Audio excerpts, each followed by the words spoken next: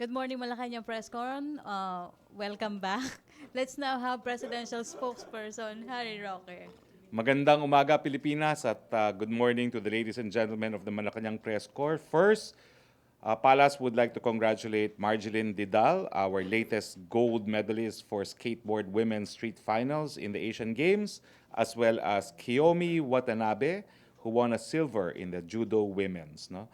With our record of 4 gold, 1 silver, and 13 bronze, we have already surpassed our record in the 2014 Games, which was 1 gold, 3 silver, and 11 bronze medals. We still have our boxers who are already assured of silver, but we're hoping they bring home more gold medals.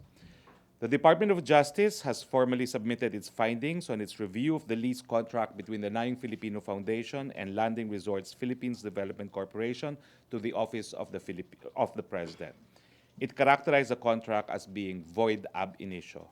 According to the Secretary of Justice, it is the contract of landing with Naing Filipino is a build, operate, transfer contract disguised as a lease contract. Because it is a BOT project, it should have complied with the BOT law, including public bidding. This, of course, rebuts the public advertisement paid for by former officials of the Naing Filipino.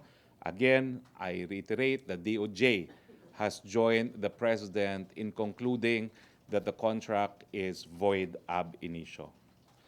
The National Food Authority Council will also authorize importation of rice beyond the minimum access volume. Alam nyo, dahil ang tawag po dyan minimum access volume, ibig sabihin, ito yung pinakakaunting amount na ating aangkatin mula po sa iba't ibang bansa para sa bigas dahil ito nga po ay isang politically sensitive na produkto. Pero dahil ito po ay minimum, po pwede pong tumaas pa ang ating importation at dahil sa mga pangyayari po at para mapababa po ang presyo ng bigas, mag-authorize po ang NFA Council para sa pribadong sektor. Ulitin ko po, para sa pribadong sektor na mag-authorize na mag-angkat ng bigas beyond the minimum access volume for 2018. The NFA Council will therefore allow for the importation of rice by the private sector. We ask the cooperation of the NFA administration in this regard. Now, we are pleased to announce that the Bangko Sentral ng Pilipinas reported a 10.2% year-on-year growth in the local banking sector with combined resources reaching a total of 16.065 trillion pesos in the first half of 2018. According to the BSP, big banks' resources posted a growth of 10.79%, amounting to 14.570 trillion compared to 13.150 trillion of the same period in 2017. Thrift banks likewise grew by 4.56%, amounting to 1.36 trillion from 1.82 trillion last year of the same period. We're also pleased to announce that our micro-entrepreneurs in Boracay Island have been granted financial assistance under the Pondo sa Pagbabago at Pag-asenso program of the Department of Trade and Industry. The DTI released a total amount of 210,000 to the first batch of micro-entrepreneurs. Payments can be made monthly or semi-monthly for 6 months to a year, depending on the borrower's ability to pay.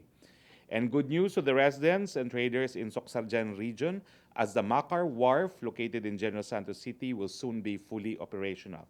The Department of Transportation and the Philippine Ports Authority have announced the completion of the rehabilitation, upgrading, and construction of the Makar Wharf, which is considered as the country's or the city's maritime gateway for people and trade in the region and handles various types of cargoes.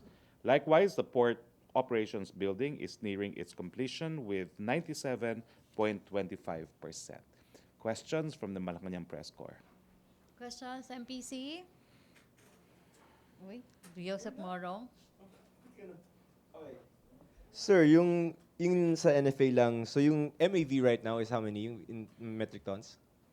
Ay, nako, hindi ko po alam ang detalye, no? Pero ang punto po is na-bid out na yung MAV for 2018, no?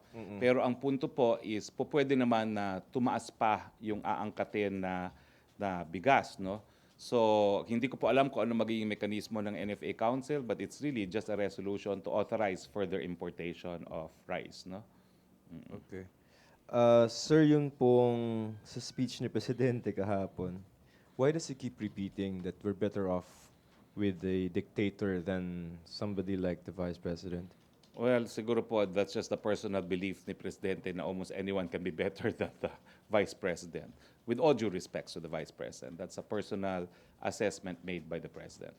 But it's maybe significant and important because we have a pending petition before the PET. Do you not see this as affecting the proceedings in the PET? Not at all. Because, the PET is conducting what is called revisions of the ballot. So it's the ballots that will be speaking and not the justices individually.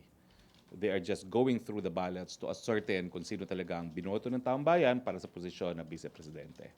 Okay. Sir, yung sa Naga, he repeated it yesterday, I think. Any basis for that, sir? Well, inulit po yun ng Presidente, sinusugan naman ng PNP na talagang mataas ang krimen sa Naga. Ulitin ko lang po, ang hamon ay para sa lahat ng syudad, hindi lang sa Naga, na patunayan na mababa ang krimen sa kanilang lugar at bumaba na po ang banta na nanggagaling sa pinagbabawal na gamot. No, I guess the brother-in-law of the vice president, the president alleged. Well, let's just say that will be investigated. Okay. Pia? Sir, the palace has always said that the president is pro-women, but yet yesterday he made another rape joke. Can you address the criticism, sir, dun sa sinabi niya kahapon na about connecting yung pagtaas ng rape cases sa Davao to having beautiful women there? Well, I do not know. I cannot really comment on that, but what the President has done recently is he has appointed yet another woman to the post of Chief Justice. This comes after his previous appointments, which were mostly women, including the Department of Tourism Secretary Romulo, as well as an acting secretary for the DSWD. He was also a woman, G. Orago, no? Sir, do you see these statements as dangerous? Kasi parang the president is coming off as justifying raping women because they are beautiful. I don't think we should give too much weight on what the President says by way of a joke. No? Some may not approve, but I can tell you this already. There's a difference between sense of humor in Luzon, Visayas, and Mindanao. And from what I have seen myself, although I'm from Luzon, people in the South, particularly in Cebu and the Visayas, they don't really take things as seriously as people in Luzon. So they are okay with rape jokes? They're not okay with rape jokes, but let's just say that perhaps their standard of what is offensive and what is not offensive is more liberal in the South. But isn't this putting the standard way too low? I don't think so. I think the President is mature enough to know to what extent he can go, and he thinks that this is not putting it too low. Thank you, sir. Questions? May follow-up? Other issue? Follow-up, Ina?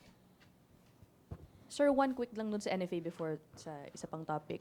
What happened dun sa DA po directive which you announced here earlier that dapat i-fully utilize yung MAV earlier Pagdating sa baboy. approved? Kasi nga, parang I think Oo. about 50% lang ang Oo. na-utilize and now we're adding pa? Sa baboy po yun. Sa baboy po Oh, yun. Oo. Yung hindi Sorry, my bad nag-i-import then. ng enough for baboy. Oo. Okay, my bad. Anyway, sa kay Mayor Tommy, sir, natuloy po ba yung meeting ni Pangulo with him as he mentioned in not his speech aware. yesterday? But he was also criticized in his speech, I understand. No? Mhm. But I'm Can- not aware. Can you tell us, sir, where the president again was coming from when he came out with those tirades against the mayor? Well, again, it's based on records. No? The crime rate and the report of the drug enforcement agencies and other law enforcement agencies on the drug problem in Cebu. Joyce? Ay, sorry. But sir, he was serious that he wants to meet with the mayor so that he can slap him, was he? Or was he? I'm asking you if he was serious. Well, with the president, you need to see his facial expression. Unfortunately, I was not with him in Cebu. Sometimes I really want to be with him just to see how to explain what he says. No, but I think when it comes to drugs, he must be serious about it. No. Also, you have to consider that the president is a native also of Cebu. The Dutertes hail from Cebu, and that's why he has a sense of not really a sense of belonging in Cebu, no? Which I guess entitles him to have very harsh language for public officials in Cebu. Okay, Joyce, follow up? Joyce. Sir, kahapon sabi ni ES Medialdea na option ang extending ng martial law, and you also agree that it's also an option. As of this time po ba, are we really considering extending martial law in Mindanao? Do we see the need for it? Well, hindi pa po. No? Ang sinabi ko lang is I go by the statement of the Executive Secretary because he's our primus inter pares. No? Pero ang katotohanan po, matagal pa po ang Disyembre. Matagal pa po yung panahon kung kailan dapat humingi ng extension sa Kongreso ang ating Presidente for an extension of martial law kung meron man. At ang rekomendasyon po ng mga kasundaluhan ang pakikinggan ng ating Presidente. So sa ngayon po, tingin ko masyado pang maaga. So hayaan muna natin, magmasid muna tayo at antayin natin ang rekomendasyon ng ating kasundaluhan. Sir, I think yesterday also House Majority Leader Andaya already said that it will be given to the President in case he asks Congress to extend the martial law. We thank Congress for their cooperation, but as I said, no, the decision whether or not to extend will be pursuant to a recommendation to be made by our security forces, and hindi pa po sila nagbibigay ng rekomendasyon dahil matagal pa naman po bago ma-revoke o matapos yung binigay na extension ng martial law. Okay, follow up? Pia. Sir, follow-up, may nabanggit na po ba tungkol dito si Presidente, yung possibility of extending martial law? Hindi pa po niya tinatanong ang ating mga security forces. No? I'm sure kung hihingi siya ng opinion, it will be asked in the next command conference, pero wala pa pong nababanggit ang Presidente. Sir, do you think that yung nangyari sa Sultan Conrad speaks of the effectiveness of martial law in Mindanao? Well, I think it's premature to say because, in fairness, this is the second incident that we've had in Mindanao, no, since martial law was declared. The first being in Basilan, and the second being in Isulan, no. So tignan po muna natin. And I'm not in a position to substitute my decision to that of the men on the ground. So antayin po natin ang rekomendasyon ng kasunduluhan natin dahil sila po ang nasa ground. Sir, to be clear, ano yung basihan ng palasyo to measure the effectiveness of martial law in Mindanao? Well, meron naman pong basis, no, basihan para sa martial law. No? There has to be rebellion, there has to be invasion. So titignan po natin kung ang rebellion ay naririyan pa. Thank you, sir. Tina Maralit. Microphone, Joyce Pabot. Thank you. Sir, earlier po, Sister Patricia Fox had a press conference regarding po yung deportation case sa kanya. And part of her statement po was, ang sabi niya, ilalaban daw po niya yung deportation case against her until the end. This, even if the Bureau of Immigration has really decided to, napaalisin po siya dito sa bansa natin. Your reaction po? We are according her all the remedies provided by law to appeal the decision of the CID. I understand she has 30 days or so to appeal again to the DOJ. So binibigay po natin sa kanya yan at pagkatapos na ma-exhaust ang lahat ng remedies at kapag hindi na bagong desisyon, she will be deported. Duralex, sedlex, mensahe sa mga dayuhan, wag po kayong mamulitika habang kayo po ay on temporary visa dito sa Pilipinas. Sir, follow-up lang po. Reaction po dun sa sabi rin po ni Sister Fox na sa tingin niya po personal attack daw po ng Presidente sa kanya yung kaso. Nako, ang basihan po na ginagamit ng ating Presidente para siya ma-deport ay isang order na in-issue ni dating Secretary Laila de Lima. Blame Laila de Lima for that issuance. Thank you, sir. Rosalie Cos. Hi sir, sa issue lang po regarding po sa allegation ni President Duterte sa brother-in-law ni Vice President Leni Robredo na binanggit niya na yung brother-in-law niya ang nagdala ng drugs doon sa Bicol. So, can we say that the President have enough evidence para po magsampa ng kaso doon po sa brother-in-law ni Vice President? Let's just say that there's factual basis for anything and everything that the President says because he has access to information that only the President can have access to.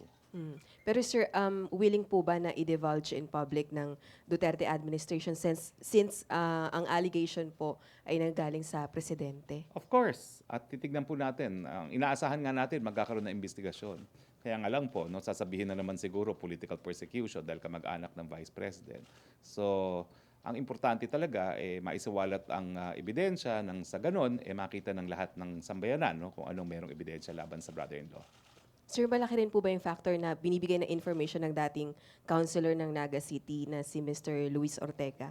And Well, ano po yung connection nila ni President? Hindi ko po alam kung sino tong dating Councilor Ortega, no? Pero there must be information, there must be evidence for the President to say that. Okay, thank you, sir. Okay, questions, MPC? Ralph? Hello. Spokes, sino po ba yung on top ng rice crisis ngayon? Kasi dinenay po ni Secretary Piñol nung nakaraan na under po yung NFA sa kanya. Yes, it still remains under the Office of the President as of now. Wala pa po tayong executive issuance na naglilipat sa NFA sa Department of Agriculture.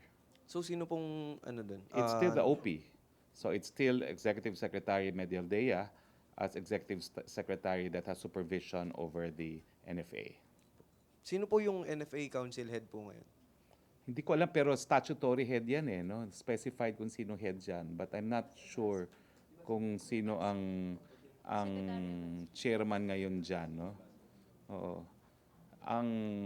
Let me check on that. Pero I think in the law itself, specified kung sino dapat tumayong chairman dyan Okay, thank you po. Questions? Ina? Microphone. Sir, are you aware of the stranded, yung situation At ng... grounded, Grounded, Del Pilar. not stranded. BRP Gregorio Del Pilar. Yes, I Are- understand that efforts are being undertaken to retrieve the grounded Del Pilar. If you remember, this is the same Del Pilar that was sent by then President Aquino to Scarborough, which led the Chinese to send multiple Coast Guard vessels to the area, leading to our exclusion from Scarborough Shoal. No? It's the same Del Pilar. Okay. Just in case, sir, there are concerns that China might not allow Philippine personnel to head to the area to retrieve Let's not speculate. the... But Because it's definitely, we ongoing. will insist on... It's ongoing Okay. with no problems from China. Thank you, sir. Henry? Henry Ori. Microphone, Ralph. Sec, yung pag-i-import ng bigas na ibinukas nyo sa private sectors, does it mean na kulang na sa pondo ang NFA at private sector na lang ang mag-aangkat ngayon? Kagaya ng balita na sabi ng COA ay napunta lang sa pambayad utang yung malaking pondo ng NFA. Hindi ko po alam kung anong estado ng cash position ng NFA, pero ang paniniwala po talaga natin mas mabuting pribadong sektor ang mag-angkat niyan. No? Unang-una, mas mabilis po ang pag-angkat kapag pribadong sektor. Pangalawa po, mas maiiwasan ng korupsyon kung pribadong sektor. No? Pangatlo po, patungo na naman talaga tayo doon dahil yung rice tarification na na-approve na mababang kapulungan, inaasahan na rin nating ma-approvean sa Senado. So hayaan na natin ngayong kaaga pa lang ng pribadong sektor na ang manguna.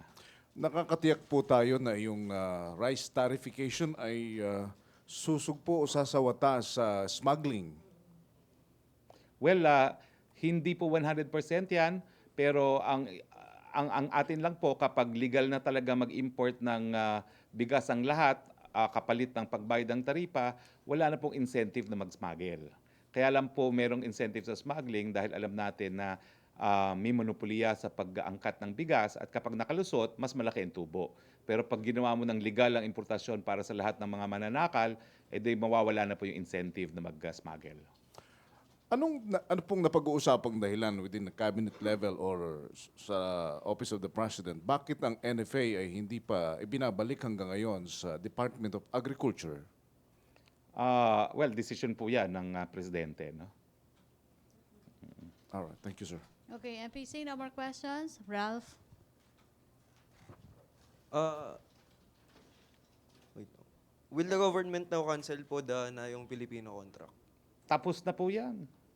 Yan po ay definitely for cancellation dahil nasusugan na po ni Secretary Guevara yung nauna ng opinion ni Presidente na flawed ang contract. Ang pagkakaiba, ang sinabi ni Secretary Guevara, void ab initio, void from the very beginning itong kontrata ng landing. At wag na po magpilit ang landing. I don't think they're also in a position to insist dahil ang chief executive nila inaaresto naman sa Cambodia. Will charges be filed po versus the former Nayong Filipino board and landing officials? Again, I hope the Presidential Commission on Corruption will take the lead and file the necessary complaint with the Ombudsman, or I hope the Ombudsman, under the new Ombudsman, will initiate motu proprio investigation, no? Dahil kinakailangan naman pong mapanagot yung mga pumasok sa ganitong kontrata. Okay na po, thank you po. Questions or? Okay. Vance Fernandez. Hi, sir. Good afternoon. Sir, what can the government do? Kasi nagkaroon ng amnesty program sa bansang Malaysia. So, sa mga overstayings na dayuhan o panyaga, so aasahan ba natin na there will be a nationwide crackdown sa lahat ng mga illegal na naninirahan sa Malaysia? Ay nako, hindi ko po alam kung anong gagawin ng mga Malaysian government, no? Pero kung meron po talagang amnesty dyan, hinihikayat natin ang ating mga mamamayan, umuwi na kayo dito sa Pilipinas dahil alam po natin na kapag nahuli kayo at illegal kayo, may kulong sa pagiging illegal migrant dyan po sa Malaysia. Okay. Sir, another issue, no?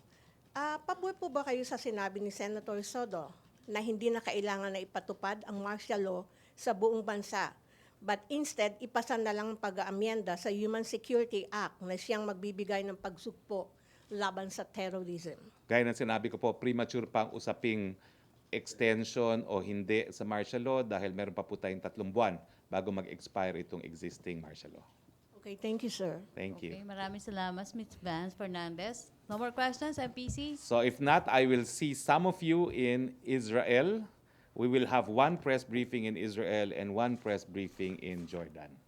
Okay, maraming salamat, Presidential Spokesperson Harry Roque. Thank you, MPC. Back to our main studio sa Radyo Pilipinas and People's Television Network.